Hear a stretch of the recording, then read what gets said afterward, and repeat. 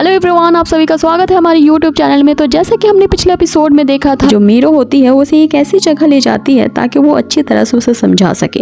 अब यहाँ पे वो अपनी हिस्ट्री बताते हुए कहती है कि लिंगजी वो कैंडिडेट होता है जो कि मीरा रिल्म का न्यू मास्टर होता है। अब ये मीरा रिल्म वही है जहाँ से मैं आई हूँ, जिसपे यहाँ फेंगमी उसे ये प्रॉमिस करता है कि मीरो तुम चिंता मत करो, मैं किसी भी हाल में तुम्हें तुम्हारे उस रिल्म में जरूर पहुँचाऊंगा। जिसपे मीरो उसे कहती है कि तुम अभी खुद ची गैदरिंग के लेवल पे हो तो तुम मेरी मदद कैसे करोगे। जिसपे फेंगमी उसे कहता है कि मैं और भी ज्यादा प्रैक्टिस करूंगा ताकि मैं बहुत ज्यादा स्ट्रॉन्गर बन पाऊं, और मेरा आगे का प्लान यही है कि एक बार मैंने इमॉर्टैलिटी को कल्टीवेट कर लिया तो मैं अपने न्यू लेवल पे ब्रेक थ्रू कर पाऊंगा, और फिर मुझे एक स्ट्रॉन्गेस्ट कल्टीवेटर बनने से कोई नहीं रोक सकता।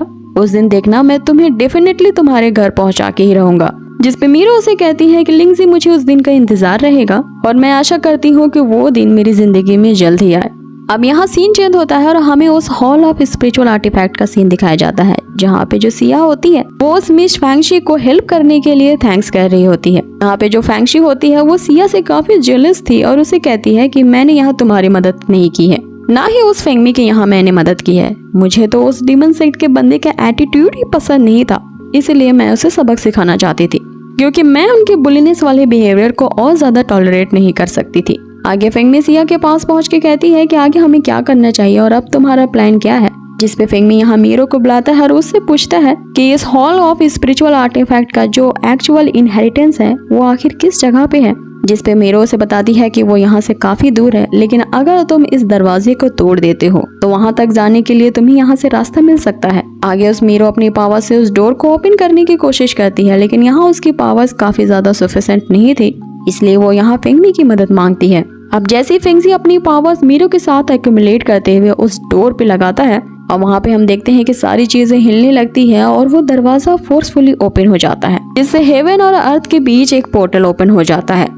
अब जैसे ही वो गोल्डन पोर्टल ओपन होता है, फेंगमी उसके अंदर आ जाता है और हम देखते हैं कि वो अब गायब हो चुका था। अब दूसरे सेट के बंदे भी इस पूरे एरिया में भ्रमण कर रहे होते हैं, क्योंकि यहाँ जो पोर्टल पहले ओपन हुई थी इसने इन दूसरे सेक्ट वालों को किसी और ही जगह पहुंचा दिया था, और टेलीपोर्ट होते हुए ये इस स्पिरिचुअल आर्टिफैक्ट हॉल से कहीं और ही चले जाते हैं। अब जैसे ही ये लोग देखते हैं कि उस स्पिरिचुअल हॉल में एक नया पोर्टल ओपन हुआ है, ये तेजी से उसकी तरफ बढ़ने लगते हैं। अब इस पोर्टल को देखते ही यहाँ जो स्विमिंग होता है वो समझ जाता है कि ये सबसे बड़ी अपॉर्चुनिटी है इस स्पिरिचुअल हॉल की, तो हमें इसे मिस नहीं करना चाहिए। अब सारे के सारे सेक्ट के बंदे उस पोर्टल के सामने आ जाते हैं, जिससे वो भी उस नए पाथ में जाते ही वहाँ से टेलीपोर्ट कर जाते हैं। अब यहाँ सीन कट होता है, हमें दिखाया जाता है कि फेंगमी के साथ साथ उसके जितने भी सपोर्टर्स होते हैं सब उस पोर्टल के थ्रू एक न्यू रिल्म में टेलीपोर्ट कर जाते हैं, और ये जो रिल्म होता है वही मीरो रिल्म था।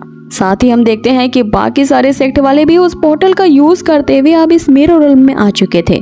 यहाँ हमें 2 न्यू कैरेक्टर भी दिखाए जाते हैं, जिनमें से एक बंदा कहता है इस बार मैं इस हॉल ऑफ स्पिरिचुअल आर्टिफैक्ट का जो इनहेरिटेंस है वो सारा का सारा मैं ही हासिल करूंगा और आने वाले फ्यूचर में मैं एक ग्रेट कल्टीवेटर बन जाऊंगा। जिसमें वो दूसरा बंदा कहता है कि तुम यहाँ सिर्फ अकेले नहीं हो जो उसे हासिल करने आए हो, हम सभी कतार में शामिल हैं। जिसके पास जितनी एबिलिटी होगी उसके हिसाब से ये तय किया जाएगा कि कौन इस इनहेरिटेंस को पूरी तरह से हासिल करेगा। अब ये जो न्यू कैरेक्टर होता है इसका नाम होता है युनची, जो कि यहाँ पर स्टेट रिफाइनिंग सेक्ट से आया होता है। ये बहुत ही ज्यादा पॉपुलर था कि दूसरे सेक्ट के बंदे इसके बारे में कहने लगते हैं कि ये वही है जिसने मात्र 6 साल में ही वेपन्स को रिफाइन करना शुरू कर दिया था, और 7 साल की उम्र में ही जो स्टेट रिफाइनिंग सेक्ट के लीडर होते हैं इसे अपना चीफ डिसिपल बना लेते हैं, और अब तक की बहुत सारी कंट्रीज में इसे एक जीनियस का खिताब भी मिल चुका है।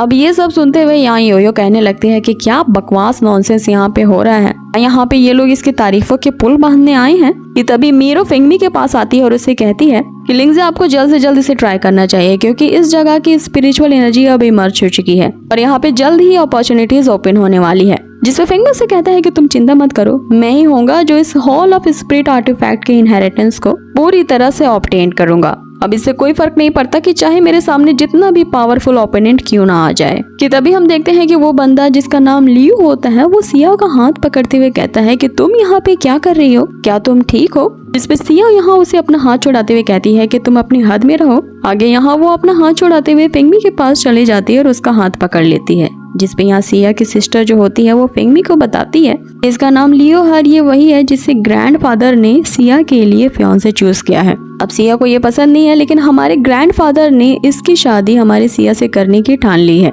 जिस पे फिंगमी से कहता है कि चिंता मत करो, मेरे होते हुए ये शादी कभी नहीं हो सकती क्योंकि मैं इससे डिसएग्री करता हूँ। जिसपे वो जो लियो होता है यहाँ पे उसे खुला चैलेंज देते हुए कहता है कि तुम्हारी हिम्मत कैसे हुई ऐसा कहने की, तुम्हें पता है कि मैं कितना ज्यादा पावरफुल हूँ, तो चलो अभी साबित ये देते हैं। जिसपे फिंगमी भी उसे कहता है कि तुम यहाँ पे ट्राई कर सकते हो।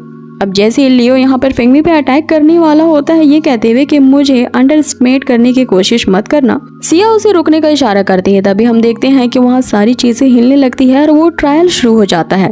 जैसे उसकी एनर्जी ग्लो करने लगती है, अब सारे लोग उस आर्टिफैक्ट के सेंटर में आ जाते हैं। अब वहाँ पे एक स्पिरिचुअल एल्डर अपीयर होते हैं कि इस लेवल को पार करने के लिए सारे कैंडिडेट्स की पोटेंशियल एनर्जी को जज किया जाएगा और जिसमें जितनी ज्यादा पोटेंशियल एनर्जी होगी उसके बेसिस पे यहाँ पे इसकी एंट्री मिलेगी। अब जैसे इसकी पोटेंशियल एनर्जी ओपन होगी, जो लोग रेड लाइट में आएंगे, और इस रेड लाइट का मतलब ये होगा कि वो बिल्कुल भी टैलेंटेड नहीं है और वो इस ट्रायल को नहीं दे सकते। अब हम देखते हैं कि जैसे ही वो एल्डर ये बात कहते हैं, कुछ लोग हमें रेड लाइट में नजर आते हैं जिन्हें तुरंत ही उस ट्रायल से हटा दिया जाता है। इसमें मिन भी शामिल हो जाती है, लेकिन यहाँ मिन को हटने का कोई भी दुख नहीं था क्योंकि वो जानती थी कि फिंगमी बहुत टैलेंटेड है। फिंगमी को वो यहाँ पे ऑल द बेस्ट कहती है।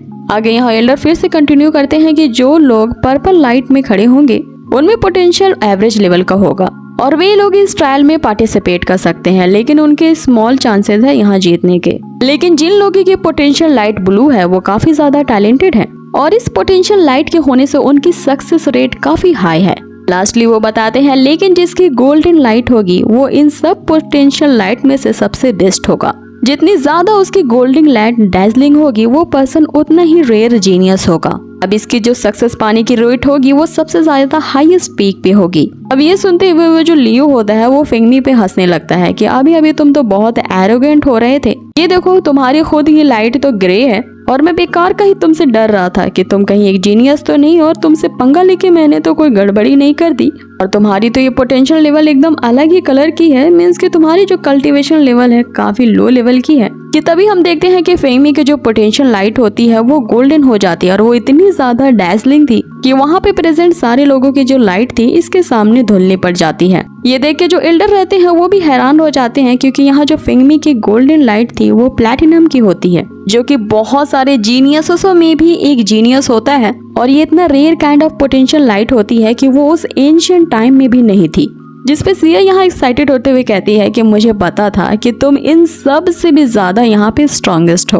और बाकी सब यहाँ जो फिंगमी वाले ग्रुप होते हैं वो सब यहाँ फिंगमी की इस तरह की पोटेंशियल लाइट को देख करके उसे कॉन्ग्रेचुलेट करते हैं और उसे कह रहे होते हैं फिंगमी तुम तो सबसे बेस्ट हो। दूसरी तरफ जो लियो होता है वो तो जेलसी के मारे जल भुन गया था फिंगमी की इस पोटेंशियल लाइट को देख के। इस पोटेंशियल लाइट के साथ ही आज का एपिसोड यही खत्म होता है। सो गाइज आप लोगों को ये आज का एपिसोड कैसा लगा मुझे कमेंट बॉक्स में जरूर बताएं। अब जैसा कि मैं शुरू से ही ये बता रही हूँ कि इस एपिसोड की ये खासियत है कि हर एपिसोड एक दूसरे एपिसोड से एकदम भिन्न होता है। ये इतना ज्यादा सरप्राइजिंग होता है कि आपको न्यू ट्रेजर हंट पे ले जाता है। अब यहाँ से फिंगमी के लिए एक मीरो रिल्म का नया सफर शुरू होता है जो कि बहुत ही ज्यादा इंटरटेनिंग करेगा आने वाले एपिसोड्स को। तो गाइज बने रहिए हमारे इस चैनल के साथ और कर दीजिए इसे लाइक शेयर एंड सब्सक्राइब। बहुत ही जल्द मिलते हैं आपसे इसके नेक्स्ट एपिसोड में। Till then take care, stay healthy, bye.